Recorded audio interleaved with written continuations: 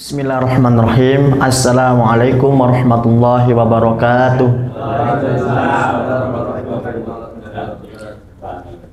Alhamdulillah wassalatu wassalamu ala Rasulillah wa ala alihi wa ashabihi wa mawala wa la hawla wa la quwwata illa billahil aliyyil azim. Subhanaka la ilma lana illa ma 'allamtana innaka antal alimul hakim. Wa qala rabbi shrah li sadri wa yassir li amri wahlul 'uqdatam min lisani yafqahu qawli. Amma ba'd. Kepada para jamaah sekalian yang semoga Allah merahmati kula kali panjenengan, alhamdulillah Allah Subhanahu wa taala masih memberikan kepada kula nikmat nggih. Nikmat iman, nikmat Islam, kita terus tiang sing Allah takdir sakit ngaos, sakit ngaji. Makanya kita niku bersyukur jenengan sakit ngaji, ini adalah nikmat yang sangat besar Bapak Ibu sekalian. Betapa banyak wong niku sakniki mantun maghrib niku mboten jelas nggih, keluyuran sembarang kalir. Tapi jenengan kok lenggatan mriki mengharap ridha kali rahmati Gusti Allah. Karena memang Rasulullah SAW niku bersabda, "Man salaka thariqan yaltamisu fihi ilman, sahallallahu lahu bihi thariqan ilal jannah." Sapa wong niku sing dia itu berjalan mencari ilmu atau menempuh perjalanan untuk mencari ilmu, maka Allah akan memudahkan dia menuju surga. Makanya salah satu bentuk Allah niku gampang ngangken jenengan mlebet swarga ngene iki. Jenengan ada husnudzon, oh iya rek, wong-wonge akeh sing gak ngaji, lho aku lho kok ngaji, berarti Gusti Allah kepingin aku mlebu surga, lho ngoten. Alhamdulillah kita bersyukur kepada Allah. Dan bentuk nikmat itu tidak hanya jenengan kok mek angsal harta yang banyak, napa meneh angsal warisan, angsal mobil, napa Agustusan iki kadang nggih lomba 17 Agustusan kok. Waduh, saat kula lomba 17 niki gerak jalan kok mboten angsal mobil lho. Rezeki niku mboten mek mobil, sepeda motor, kulkas mboten. Barangkali hari ini wong-wong sing mobile kata, sing omahe niku tingkat 10, belum tentu dia diberikan nikmat hidayah, nikmat ngaji. Karena ngaji niki penting. Dengan ngaji ini kita tahu mana yang hak dan yang batil. Imam Syafi'i niku dawuhe ngenten. Fa inna faqihan mutawari'an asyaddu 'ala syaitani min alfi abid. Dados terus Imam Syafi'i niku wong sing faqih, sing belajar ngaji, ngerti halal haram. Itu asyaddu 'ala syaitani min alfi abid. Luwe abot setan iku nggodha timbangane 1000 wong ahli ibadah sing bodoh. Lho sakjane lek wong ahli ibadah masih ono 1000 bodoh, dia enggak akan tahu ibadahku mangsa apa gak. Tetapi lek wong setunggal mawon kok ngerti ibadah sah, syarat-syarat salat niku semerap, pembatal-pembatal salat, pembatal wudu, rukun-rukun salat semerap, setan nanti nggodha niku kabotan. Soalnya pun memiliki ilmu, dan orang-orang yang memang memiliki ilmu niku berbeda dengan orang-orang yang tidak punya ilmu. Allah berfirman dalam Al-Qur'an, yarfa'illahu alladhina amanu minkum walladzina utul ilma darajat. Allah niku meninggikan derajatnya wong-wong mukmin dan derajatnya orang-orang yang mereka itu senantiasa menuntut ilmu. Napa kok kula niki kok lenggaten mriki kok mboten jenengan? Soalnya kula berilmu. Jajal ngapunten jenengan sing ten mriki. Kita nginten wonten napa mboten sing mireng? Mboten, karena memang yang duduk di sini itu adalah orang yang berilmu. Niki kula mboten sombong nggih, mek nggih jenengan niku kersane, oh iya rek. Seporo anakku ben kok Ustaz Tegar. Wis pinter, ganteng. Misale ngoten. Misale lho niki nggih. Niki misale nggih. Misale. Tetapi enggak alhamdulillah, Pak. Kula niki kok di kengken ngisi padahal kula iki tasik enem. Nggih jenengan nggih secara usia niku tiyang sepa kula. Tetapi memang kula niku bersyukur bahwa saya itu dilibatkan di dalam perjuangan Islam. Karena memang zamane Kanjeng Nabi niku nggih sing tomo dijak Nabi hijrah dari Mekah ke Yathrib niku ten Madinah niku lebih banyak adalah anak-anak muda. Itu menunjukkan bahwa dulu Rasulullah itu memperhatikan Islam niki lek atik maju, nom-nom iki kudu digerakno. Karena lek sepuh-sepuh ngapunten. Pun ewet dikengken ngerakaken wonten kerja bakti napa-napa niku tasik ngapunten Pak asam urat. Lah kira-kira kan ngonten. Tapi lek sing enam nggih, Mbok, berangkatan grup misalnya. Ayo pemuda besok kerja bakti, siap 86 misalnya ngonten nggih. Lek sing sepuh-sepuh, waduh sepurone meniki koyoke wetengku lara awakku greges misalnya ngonten nggih. Nggih. Lah niki sekedar nggih mukadimah kersane kula kali panjenengan iki memang masyaallah dados tiyang muslim, tiyang mukmin niku harus seneng, Pak. Kita niku harus bahagia. Lah kita ini enggak bahagia menjadi orang muslim, menjadi orang mukmin. Lah apa bedanya kita dengan orang-orang sing ndak iman? Lah orang-orang sing ndak iman hari ini diberikan ujian juga sama Allah, diberikan cobaan, beban hidup juga sama. Tetapi kita berbeda. Apa yang datang dari Allah itu adalah ujian. Dan ketika kita bisa menjalaninya dengan baik, dengan kesabaran, maka Allah akan mengganjar kita dengan pahala. Ate mboten seneng ya apa? Nggih. Wong kula iman kali Islam niku alhamdulillah nggih. Melampah niku kesandung astagfirullahaladzim. Ndelok ngapunten perempuan sing buka aurat astagfirullahaladzim nggih. Melebet WC kaki kiri. Lho sedanten niku diatur. Betapa bahagianya kita, Pak. Jenengan kalau tahu napa sih wong nikah niku harus ada syaratnya dan rukunnya. Rukun nikah niku ada 5, mempelai laki-laki, mempelai wanita, terus wali 2 orang saksi. Ngapunten di luar sana, Pak, di barat itu enggak ada. Ojo rukun, akad nikah itu enggak wajib. Betapa banyak pemain sepak bola niku, nggih enggak saya sebutkan namanya. Tidak pernah nikah, tahu-tahu anaknya banyak. Lah kalau kalian panjenengan enggak, kita manusia yang kalau Allah niku dimuliakan, nasabnya dijaga. Lah makane napa kok wonten 2 wali supaya wali tadi itu benar-benar bersaksi bahwa fulan iki ya anake fulan bin fulan. Lho kok ngerti lah aku saksine ini sik rabi. Ngoten. Tetapi lek mboten wonten akad nikah, ndak ada rukun-rukun. Orang akan ngaku-ngaku. Iki anakku iki. Lha teko sapa? Ya wis teko iko. Rabine kapan? Ya mbiyen. Saksine sapa? Gak ono saksine. Ah ngawur berarti iki. Iki berarti gak beres iki. Nggih. Sehingga umat Islam ini luar biasa, Pak. Nasabnya niku terjaga. Nggih, tahu siapa bapaknya, siapa mbahnya.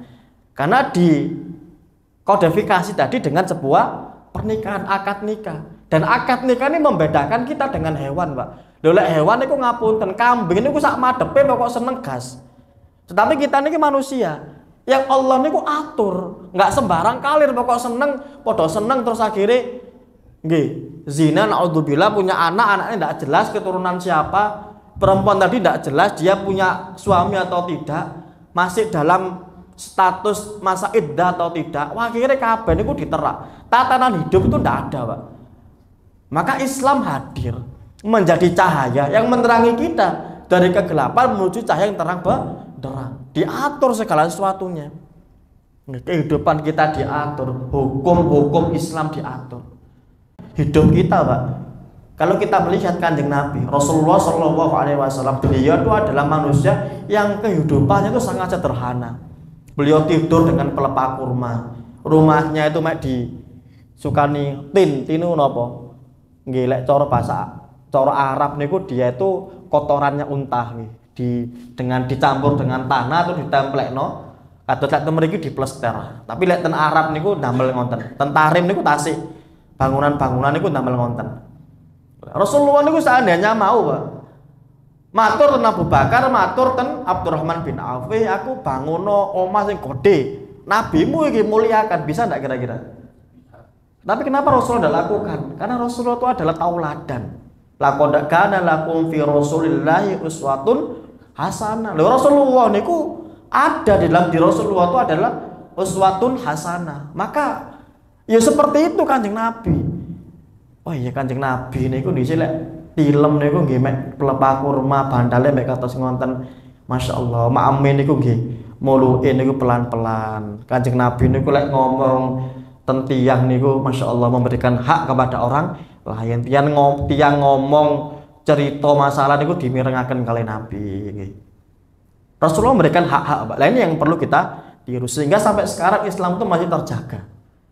Nah, ini yang penting bahwa kita wajib bersyukur, Pak. Kalau kalian jenengan niki ngapunten, masyono kula Pak nggih. rencang-rencang kula niku kata sing nggak ada mobil, kata ngriyo mewah, saya itu tidak iri. Karena menurut saya nikmat yang paling besar ya nikmat iman dan Islam ini. Lalu ilmu yang Allah berikan kepada saya. Cita-cita tertinggi kita itu wafat dalam keadaan husnul khotimah. Apa masa gak duwe Pajero, gak duwe Alphard, gak urusan. Karena ditanyakan nanti di alam kubur bukan itu. Piro Alphardmu? Ndak akan. Omamu tingkat piro? Ndak akan. Takoni niku nggih iman, man rabbuka, man nabi yoga. Alek dhisik penggawanan di dunia gak tahu ngaji ya. Nyambut tamal mulai isuk sampai bengi. Benjek isuk sampai bengi. Ibadahi keteteran, ngaji gak tahu. Makanya alhamdulillah kita bersyukur Bapak Ibu sekalian nggih. Ditakdir ngaji niki mugi-mugi jenengan istiqomah ngaji nggih. Nggih, aja mbolosan nggih, sementing ngaji. Pokok mboten tsunami bismillah berangkat. Bismillahirrahmanirrahim. Wa qala al-musannif rahimahullahu taala wa nafa'ana bihi wa bi ulumi fid dharain amin. Kitabu ahkamit toharoh, terus kitab yang membahas tentang ahkamit toharoti, yaitu hukum-hukum toharoh atau hukum-hukum bersuci. Maka di dalam kitab fikih Bapak Ibu sekalian, opo-opo sing paling ngajeng niku bab toharoh, mesti bab toharoh. Karena toharoh niki adalah salah satu syarat sahnya kalau kalian panjenengan sholat. Lek wudune niku keliru, wudune niku salah, salate mboten sah. Lek salate mboten sah blaen. Ya, makanya niki penting ilmu. Ya. La toharo niku secara bahasa nggih lugotan niku an-nadhafah, artinya adalah bersuci nggih. An-nadhafah itu sesuatu yang bersih nggih. An-nadhafah itu sesuatu yang bersih secara bahasa. Wa amma syar'an, dan secara syariat, fa fiha tafasiru katsiratun. Banyak ulama yang mentafsirkan tentang toharon niku secara syar'an, secara syariat. Salah satunya adalah fi'lu ma tustabahu bihis sholatu, yaitu sebuah perbuatan yang dia itu bisa dijadikan hal yang kalau tidak ada toharo tadi, sholat itu menjadi tidak sah. Nih, terus pentingnya kedudukan toharo itu adalah dia menjadi pelengkap di dalam sholat. Sholat to masih ono khusyuk, masih ono tahajud jam setunggal sampai jam 3, lanjut jam sekawan, nek toharo ini salah, berarti sholatnya mboten sah eman. Ai min wudu'in wa ghuslin wa tayammumin wa izalati najasatin. Terus toharon niku terbagi nggih. 1 2 3 4 nggih. Tadi 4 ya toharon. Sebenarnya kalau ada papan tulis Pak niku eco kula jlantrakaken nggih. Tapi ndak apa-apa. Toharon niku mencakup wudu. Nggih, wudu niku mlebet toharon. Wa ghuslin mandi mandi janabah. Lho jenengan aja ngremehake mandi janabah, Pak. Betapa banyak orang yang hari ini mandi janabah niku ndak tahu kalau wajib. Niki nyata. Saya ngisi pengajian di Malang Selatan, di daerah perbatasan Kalibare Donomulyo. Karena saya punya majelis rutin di sana. Ibu-ibu sepuh sekitar umur 70 tahun. Ngaji waktu niku fikih. Tangletan kula, Ustaz kula tanglet napa? Lho Ustaz, tata cara mandi janabah niku yo napa Ustaz? Lho ngapunten, jenengan mboten nate janabah. Mboten nate Ustaz. Lho selama itu 70 tahun beliau kumpul bersama suaminya tuh ndak pernah mandi janabah. Subhanallah, saya tanya, jenengan mboten tanglet tercinten-cinten. Lah ten mriki mboten wonten Ustaz sing semerap. Pemuka agama saja di sana ndak ada, Pak. Kalaupun ada niku mek namung nggih ngimami tahlil, nggih ngimami sholat. Tetapi secara pemahaman Islam yang kafa niku tidak ada. Sangat ada pun itu sangat sulit. Nggih, mungkin ada tapi sibuk. Nggih. Ataupun ada tapi hubungan kedekatan dengan masyarakat itu kurang, sehingga masyarakat awam ajenge tanglet niku nggih izin. Nggih. Makanya ini pentingnya kita ini, salah satunya saya nopo kok luwe seneng kumpul tiang awam. Nggih, komunitas-komunitas sing sekirane berpotensi saya masuk di dalamnya itu saya masuki, supaya orang awam itu dia tidak mungkin datang ujuk-ujuk ke masjid Nggih. Tidak mungkin ujuk-ujuk ten masjid, Assalamualaikum, Waalaikumsalam lah nggak ngaji ini kok sangat sulit, Pak. Kalau kita yang nggak jemput bola. Makanya kalau niki sering kumpul komunitas-komunitas burung, komunitas sembarang kalir, Vespa dan lain-lain. Sehingga ketika saya dekat, orang itu bertanya. Nggih. Saya sering kalau kumpul di orang komunitas burung itu ditanyakan padahal masalah-masalah sepele. Ustadz, loh, onani ini apa harus mandi janabah Ustadz? Loh, ngoten Pak. Pertanyaannya itu sebenarnya ya menggelikan ngoten. Tapi ya karena dia tidak tahu. Dia mau datang ke pengajian tidak mungkin, ke masjid juga tidak mungkin. Maka itulah kita berbaur dengan mereka agar ketika mereka kenal kita dengan baik, takok niku mboten izin, mboten sungkan.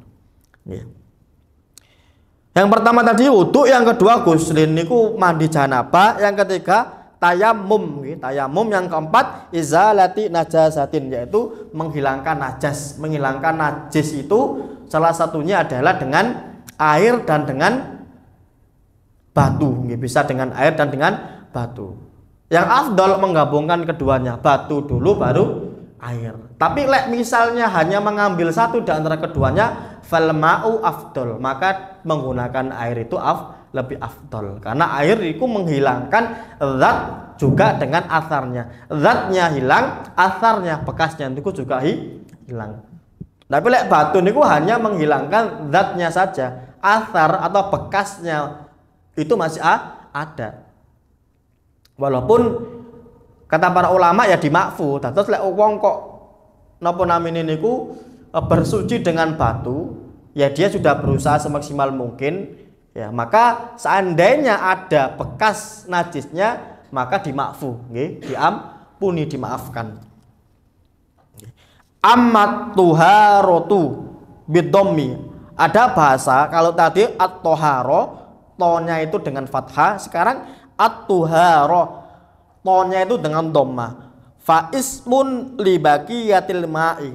Tuhara niku adalah sebuah nama dari air yang tersisa atau bekasnya air yang digunakan untuk wudu. Niku at-tuhara. Terus tiang niku biasanya mboten saged maos kitab karena kitabnya gundul, sehingga kadang at-tahara niku dibaca tuhara niku nggih keliru karena tidak sama secara bahasa. Anwaul miyahi, jenis-jenisnya air. Lah niki kita akan membahas tentang jenis-jenis air yang boleh dipakai untuk bersuci. Jadi tidak sembarangan, Pak. Ada air-air yang diperbolehkan untuk bersuci. Walamma kanal ma'u alatan lit-taharati istataradal al-musannifu li anwa'il miyahi. Ini musannif mengatakan bahwa air itu adalah alatnya, sebuah wasilah agar seseorang itu dapat menghilangkan najis yang ada pada dirinya, atau sebuah wasilah untuk seseorang itu bisa bersuci, untuk bertoharo. Jadi air ini menentukan air apa yang kita pakai untuk toharo dan apakah toharo kita nanti itu sah atau tidak. Al-miyahu allati yajuzu tathiru biha sab'u miyahin. Air-air yang diperbolehkan untuk bersuci ada 7 macam air. Pertama, ma'us sama'i, yaitu air langit, maksudnya adalah air hujan. Misalnya jenengan kok hujan deres ya, jenengan nadai ember. Terus air yang di ember tadi jenengan pakai wudu niku boleh, atau mboten ditadai langsung mawon ngrujuk langsung didamel wudu niku sah wudune. Yang nomor 2, wa ma'ul bahri. Wa ma'ul bahri niku adalah air laut. Air laut itu suci dan mensucikan, sebagaimana Allah berfirman dalam surat Al-Anfal, wa yunazzilu 'alaikum minas sama'i ma'al yutahhirukum bih. Dan kami menurunkan kepada kalian itu hujan dari langit untuk menyucikanmu dengan hujan tersebut. Jadi napa namanya? Air hujan itu memang Allah turunkan. Yang pertama itu adalah air hujan yang Allah turunkan untuk bersuci. Jadi air hujan itu hukumnya suci mensucikan. Air laut itu ada sebuah riwayat hadis yang diriwayatkan oleh Imam hadis yang 5, huwat tahuru ma'uhu al-hillu maitatuhu. Terus Kanjeng Nabi, ada salah seorang sahabat niku sing bertanya kepada Kanjeng Nabi, "Ya Rasulullah, kami pernah berlayar di lautan dan membawa sedikit air. Jika berwudu dengannya kami akan kehausan. Bolehkah kami berwudu dengan air laut?" Terus wonten nelayan niku mbeta tuyo niku kedik. Lah lek tuyo niki didamel wudu, engken haus ngoten. Apakah saya boleh Rasulullah niku wudu dengan menggunakan air laut? Terus Kanjeng Nabi, huwat tahuru, air laut itu tahur niku suci. Al-hillu maitatuhu, dan bangkainya itu halal. Maka segala bangkai yang kita temukan di laut niku halal. Bangkai niku pun mati. Misalnya jenengan kok nemu lumba-lumba pun mati, lha niku jenengan goreng angsal. Jenengan beteti terus jenengan goreng niku angsal walaupun sudah dalam keadaan bangkai. Tetapi untuk kotorannya ikan tadi itu tetap najis, tidak boleh jenengan makan. Kecuali ikan yang kecil-kecil kayak ados teri nggih niku dimakfu. Karena tidak bisa jenengan beteti teri kotorannya niku nggih kewan. Nggih dimakfu. Tetapi lah ikan-ikan besar misalnya jenengan kok nemu paus terdampar lho niku halal nggih. Jenengan beteti terus jenengan beto wangsul nggih niki digoreng niku angsal. Terus yang ketiga adalah wa ma'un nahri, air sungai. Ya, jenengan misalnya ten griya niku kok PDAM-e mati nggih. Nek kene ndi kali sing cedhak ndek kono lho ono. Langsung ten lepen mawon niku beto air atau beto tempat air itu jenengan buat bersuci itu boleh. Wa ma'ul bi'ri, air sumur. Nggih, air sumur niku boleh. Lek ten griyane biasanya mboten damel PDAM berarti damel ma'ul bi'ri, air sumur. Karena air sumur itu langsung sumber. Nggih. Wa ma'ul aini, ya. Ma'ul aini ini maknanya adalah air sumber. Terus pentingnya ngaji lek damel guru ku ngoten, Pak. Karena aini niku adalah mata. Lek wong keliru ngartikan ma'ul aini niku dikira air mata. Terus boleh enggak bersuci dengan airnya si fulana? Loh, ngawur lek enggak boleh. Ya. Lah niki kok tulisannya ma'ul aini, maksudnya ini ma'ul aini itu sumber air, duduk air mata. Ya, nah ini pentingnya kita memahami sesuatu itu tidak letterlek. Terus selanjutnya keberapa niki nggih? Ke-6 ya. Wa ma'us salji. Ma'us salji niku air salju. Nggih misalnya jenengan kok berada di kutub utara nggih pas rekreasi ngoten niku enggak ada air, langsung mawon salju damel wudu. Waduh, salju rek untung menane ngaji, langsung wudu ngoten nggih. Ndak perlu jenengan cari air. Pak, pados air ten pundi? Lho iki ana salju langsung digawe wudu ngoten. Yang terakhir wa ma'ul bahrot. Ma'ul bahrot niku air embun. Nggih lek jenengan ningali enjing-enjing niku sobo kok kata air embun yang berada di atas-atasnya tumbuhan niku boleh dipakai untuk bersuci. 7 air tadi yang diperbolehkan untuk bersuci, lainnya itu tidak boleh, Pak. Contoh air kelapa, boleh nggak air kelapa? Misalnya wonten tiang niku juragan kelopo. Misalnya tiang niku ten griyane airnya mati, nggak ada air. Kita ngerti kali rakyati, Pak, jenengan kok sampun wudu, lawang airnya PDAM mati. Sampun dek wudu ambek air kelapa, gak ngaji ini. Berarti mboten ngaji. Maka wudunya itu tidak sah. Soalnya dia berwudu dengan sesuatu yang tidak disyariatkan untuk bersuci. Ustaz, lho Islam kok cek angele, mosok wudu gak lho Islam iku gak angel, samene sing gak gelem ngaji. Lek sampean ngaji yo gampang, wong pilihane 7. Ya, ngerti sampean 7. Mboten semera, blamangane ngaji yo cek ngerti lek Islam iku gampang. Wonten nggih.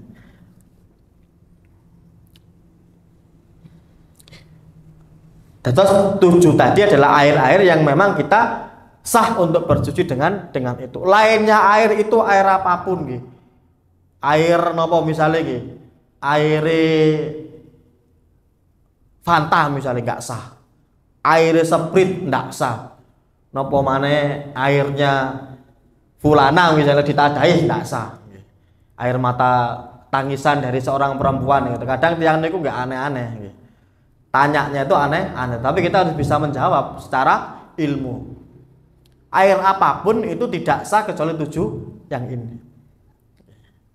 Apal jenengan? Mboten nggih. Nggih. Dalam? Mboten apal. Napa? Kula baleni nggih. Ya alon-alon mawon sing penting paham. Air pertama niku air hujan.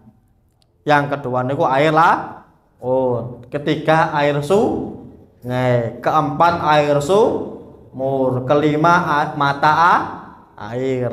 Sumber niku lho Pak, mata air nggih. Yang keenam air salju. Yang ketujuh air embun. Lah niku jenengan eling-eling. Nggih, lan jenengan beto buku, beto pensil jenengan catet. Lek mboten wis pokok jenengan eling-eling mawon niku. Terus selanjutnya adalah tsummal miyahu ala arba'ati aqsamin. Lalu air tadi itu terbagi menjadi 4 macam. Air yang 7 tadi itu asalnya adalah thahir mutahhir. Dia suci, mutahhir dan dapat mensucikan. Asalnya itu, tetapi air itu juga terbagi menjadi 4 macam jenis air. Pertama adalah tahirun mutahhirun. Tahir ya, tahir itu suci secara zatnya. Hukum asal air itu suci Pak. Mutahhirun dia bisa mensucikan najis.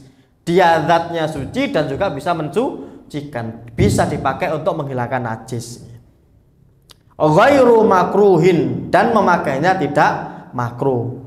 Wa huwa al-ma'u mutlak. Namanya air mutlak. Air mutlak niku nggih air pokoknya bisa dipakai untuk bersuci. Dia suci secara zat dan mensucikan. Namanya air mutlak. Yang kedua adalah watahirun mutahirun makruhun. Dia suci dan mensucikan, tetapi memakainya niku dihukumi makruh. Makruh niku nggih dibenci. Melakukan niku tidak berdosa. Lek tidak melakukan atau menghindarinya dengan niat untuk ibadah maka mendapatkan pahala. Wa huwal ma'ul musyammas, dan itu adalah air musyammas. Air musyammas niku napa? Air musyammas niku adalah air yang dipanaskan di atas bejana, Pak. Bejana niku sebuah tempat yang terbuat dari napa niku? Kuningan niku nggih, dari kuningan niku terus dipanaskan, airnya dipanaskan. Maka jenengan memakai air itu makruh. Alasannya ulama kenapa? Alasannya ulama karena air yang seperti itu dapat menyebabkan penyakit kusta, belang-belang nih, gatal-gatal. Tetapi kata para ulama, kemakruhan menggunakan air ini hanya di tempat-tempat yang panas seperti di Syams atau di Hadramaut. Niku lak pawanas Pak ten mriku. Tetapi lihat di tempat-tempat sing kados malang, sing asrep, batu sing asrep, maka ndamel air yang seperti ini itu tidak makruh. Kenapa? Karena kaidahnya secara qawaid fikih niku la karohata ma'al hajah. Ya, tidak ada kemakruhan jika disertai dengan hajat atau kebutuhan. Lek ten malang, ten batu sing asrep, maka dibutuhkan air-air sing sifatnya panas nopo anget. Terus selanjutnya wa tahirun ghairu mutahhirin. Tahir suci, ya mboten najis suci. Ghairu mutahhirin, tetapi tidak bisa digunakan bersuci. Kok jenengan wudu kali niki mboten sah. Jenengan misale istinja nggih, habis buang air terus pakai ini, maka tidak sah istinjain jenengan. Tapi dia suci, tidak mutanajis. Ya, apa itu? Yaitu wahwal ma'ul mustakmalu, air yang mustakmal. Air sing mustakmal niku adalah air bekas jenengan pakai untuk bersuci. Contoh misalnya ini, jenengan wudu di sebuah keran ngonten nggih. Lah terus di bawahnya itu ada ember. Bekas daripada jenengan wudu tadi itu menetes ke ember tersebut. Nah, sehingga ember tadi menjadi penuh. Terus status dari ember yang berisi air tadi, airnya itu mustakmal, dia suci. Jenengan ngecelupkan tangan ya nggak najis, tetapi lah jenengan pakai untuk bersuci itu tidak boleh, tidak sah, karena dia mustakmal, sudah dipakai. Ini namanya air mustakmal. Walaupun ada perbedaan pendapat di kalangan ulama, ada mengatakan boleh seperti mazhab Maliki. Mazhab Maliki itu tidak mengenal air mustakmal. Air niku air sing suci atau air sing najis, mek loro niku tok. Dan air mustakmal ini tidak dikategorikan dengan air yang ghairu mutahhir, tapi tetap dia mutahhir, dia dapat mensucikan. Wal mutaghayyaru bima khalatahu minat tahirati, dan air yang dia itu berubah disebabkan tercampur dengan zat sing suci, sama-sama suci. Nah, contoh misalnya air jenengan ada air hujan gitu. Air hujan itu sak ember misalnya nggih, sak ember. Lah niku ajenge jenengan damel bersuci. Sanapa mboten bersuci dengan itu? Bersuci dengan air hujan tadi yang jenengan tadai dengan ember. Bersuci dengan itu adalah sah. Tetapi air hujan tadi sebelum jenengan pakai untuk bersuci, dia kecampuran air yang sama-sama suci. Contoh misalnya, rayatin jenengan damel kopi, damel jenengan. Kok pas lewat sebelah ember wau niku kepreset. Akhirnya kopi ini sing sak morong wau niku numplek ten ember sing isine air hujan. Akhirnya ember tadi niku kecampuran kopi. Nggih. Sehingga dia menjadi mutaghayyir, berubah. Nggih, berubah warnanya, berubah rasanya nggih, berubah baunya juga berubah. Lah, air yang seperti ini itu tidak sah untuk jenengan jadikan toharo, itu bersuci. Terus ketika ada air yang suci tapi kecampuran zat yang sama-sama sucinya, tetapi dia berubah, maka tidak boleh dia itu dijadikan alat atau wasilah bersuci. Salah satunya air teh. Misalnya kok wonten rayatin jenengan niku ndamel teh kopata sa ember misalnya. Lah kebetulan di rumah jenengan itu ndak ada air, habis air, PDAM macet, sumur asat misalnya, adanya air teh niku wau sing sak no baskom napa sak ember. Lah jenengan kok udu namel air teh niku ndak boleh, walaupun dia suci, tapi dia tidak dikatakan air yang mutahhir. Kenapa? Karena dia sudah tercampur dengan zat yang lain yang sama-sama suci. Tercampur nopo? Nggih, campur zat teh niku wau. Nggih. Terus yang ketiga adalah wa ma'un najisun, mak sing najis. Lah niki banyu niku najis. Jenengan celupaken tangane jenengan katut najis lek mboten disucikan. Kok jenengan kenging napa bajune niku air yang tersebut, berarti tidak sah salatnya jenengan karena jenengan salat dengan pakaian yang najis. Wa huwal ladzi halat fihi najasatun, yaitu air yang tercampuri atau termasuki di dalamnya itu najis dan tidak sampai ukuran 2 kula. Dunal kullatah ini tidak sampai ukuran 2 kula. Dan para ulama juga berbeda pendapat tentang jumlah 2 kula itu ada berapa.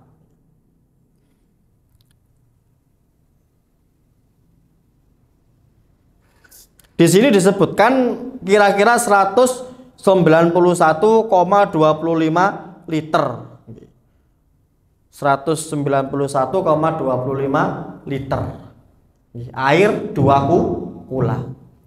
Makanya jenengan lee wonten. Lah, salah satu yang memudahkan adalah sebuah tempat jeding niku lek sampun 1 meter persegi. Nggih, niku insyaallah sampun 2 kula.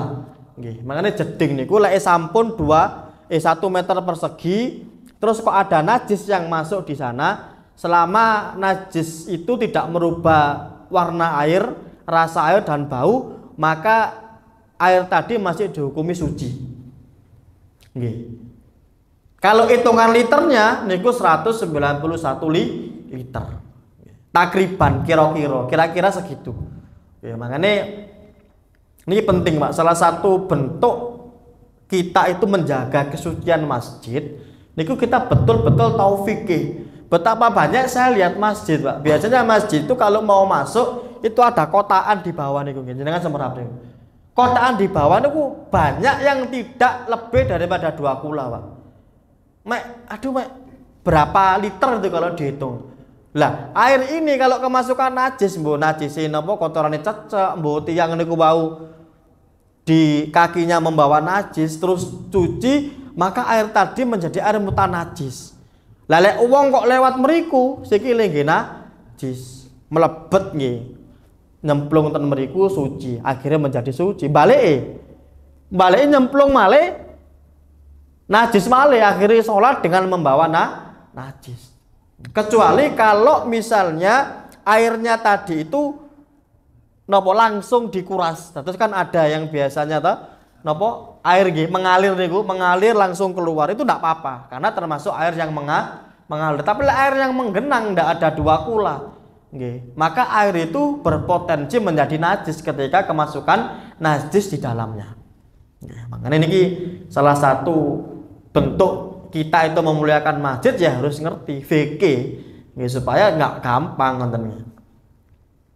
Au kana kullataini fataghayyar, atau air itu lebih daripada 2 kula. Misalnya ada bak mandi Pak besar 2 meter persegi, itu sudah lebih daripada 2 kula. Kemasukan najis, tetapi najis tadi itu merubah warna, rasa dan baunya air, maka tetap dihukumi najis. Maka tetap dihukumi najis. Lek lebih daripada 2 kula tapi berubah. Lek kurang misalnya tidak berubah, misalnya lebih daripada 2 kula, kemasukan najis selama tidak berubah warna, rasa dan bau, tetap dianggap suci. Lek kurang daripada 2 kula, kemasukan najis walaupun tidak berubah warna, rasa dan bau, dihukumi najis. Nah, ini pentingnya kita menjaga air agar selalu lebih daripada 2 kula itu tadi. Sampun nggih isya nggih. Nggih, alhamdulillah karena sudah isya. Ada pertanyaan Bapak Ibu sekalian yang mungkin mengganjal. Pertanyaannya boleh di luar tema apapun mengenai fikih. Ada pertanyaan? Enggak ada? Oke, monggo Pak. Kalau ada air misalkan pedomannya tadi Bapak 100. Nggih, salah satu kaul, salah satu pendapat. Kemudian air itu kurang karena gampangnya 200 lah. Nggih, dapat 200 nih. 200 kurang dari 2 kula, kurang 2 tetes. Nggih. Kemudian kemasukan kencing 2 tetes bagaimana? Nggih. Jadi kadarnya niku lek 2 kula, jangankan 2 tetes, 1 tetes pun dia belum dianggap 2 kula kalau secara fikih. Tapi kan itu ditakar dengan keyakinan. Maksudnya betul-betul memang kurang dari 1 tetes. Misalnya ada air kok jenengan tahu betul kadarnya ini gak sampai 2 kula, kurang sak tetes toh. Terus kemasukan kencing berarti menjadi air mutanajis. Tetapi kan kita sebagai orang kan tidak mungkin kok sampai sedetail itu. Lek jenengan ragu-ragu hukum asalnya ya suci. Misalnya iki koyoke kurang sak tetes apa wis pas 2 kula, hukum asalnya suci. Ngoten gitu. Tapi secara fikih, secara ilmu kita jawab, kurang 1 tetes kalau belum pas 2 kula maka tetap dia menjadi air yang mutanajis ketika kemasukan najis. Harus pas 2 kula atau lebih. Walaupun ada beberapa pendapat tentang, ada yang berpendapat 216 liter dan lain sebagainya. Tetapi salah satu pendapat menyebutkan di sini adalah 191,25. Loh, kenapa Ustadz kok para ulama berbeda pendapat? Karena zaman dulu itu menggunakan ritel. Bukan ritel niku takaran setiap negara niku berbeda. Takaran setiap negara niku berbeda. Kados sok niku nggih. Sok Kanjeng Nabi niku setiap madzhab niku memiliki takaran yang berbeda. Nggih. Ampun, ada yang ditanyakan lagi? Ustadz Mubarak, mungkin ada yang ditanyakan mengenai pernikahan, monggo Ustadz. Ilmu pernikahan misalnya. Sudah nggih? Tidak ada yang ditanyakan lagi kalau begitu. Alhamdulillah rabbil alamin. Ya mugi-mugi kula kali panjenengan diparing istiqomah ngaji nggih. Ngaji niku terus Kanjeng Nabi memang dalam Musnad Al-Baihaqi, Imam Al-Baihaqi itu meriwayatkan Kanjeng Nabi sanjang ngenten. Kun aliman dadiya sampeyan niku wong sing alim. Au muta'aliman. Lek ga iso dadi wong alim, dadiya wong sing senengane ngaji. Ngaji tok gak pinter-pinter gak apa-apa. Sing penting gak absen, sing penting gak bolos. Nggih. Soale lek tiyang niku pinter alim lho niku sing ngersakaken Gusti Allah. Kadang tiyang niku kan benten. Wonten sing cerdas, rada mbleret, wonten sing ngantukan kan benten. Tetapi sing diukur kan ibadahe. Mboten pinter-pintere. Lek mboten saged dados tiyang sing ngaji mawon. Aupun mustami'an dadi wong sing seneng ngrungokno pengajian. Masa mbok dodol sego goreng, aku tak golek setan sing cidhak masjid. Masa aku dodol sego goreng cek iso ngrungokno pengajian. Lah niki mustami'an niki. Sedangane ngrungokno ae, teko gak tapi ngrungokno, mireng ngoten. Sedangane mireng. Aupun muhibban, lek ga iso dadi muhibban. Muhibban wong sing cinta. Cinta ambek ilmu. Aku gak pati seneng ngaji, lek ngaji ku ngantuk, sikilku lek digawe longgo sira ya kemeng. Tapi aku cinta nang ngaji. Lek ana pengajian tak sumbang sak dus banyu. Lek wonten pengajian tak sumbang sego goreng kabeh jamaah. Misalnya ngoten nggih. Nah niki termasuk cinta dengan ilmu tadi. Apakah dapat pahala? Dapat. Nggih. Bu, jenengan jangan meremehkan, Pak. Rasulullah niku dawuh mandalla ala khairin falahu mithlu ajri fa'ili. Sapa wong sing nduduhno kebaikan, dieloki ambek wong sing niki wau diduduhno, maka dia akan mendapatkan pahala sing sama. Apapun bentuk perjuangan Islam, masih mek resik-resik karpet, masih mek adzan, mek qomat, mek nyetekno AC, bismillah, Pak. Lho nggih lho jenengan ten donya niki lek mboten dados pejuang Islam, ate dadi napa? Karena pangkat tertinggi kita di dunia niku adalah pejuang Islam, bukan presiden, bukan wali kota, nggih, apalagi RT RW skala kali pejuang Islam. Kalau tutup ngapunten ingkang misalnya wonten ada salah perkataan, nggih, tutup dengan doa kafaratul majelis. Subhanakallahumma wa bihamdika asyhadu an la ilaha illa anta astaghfiruka wa atubu ilaik. Assalamualaikum warahmatullahi wabarakatuh.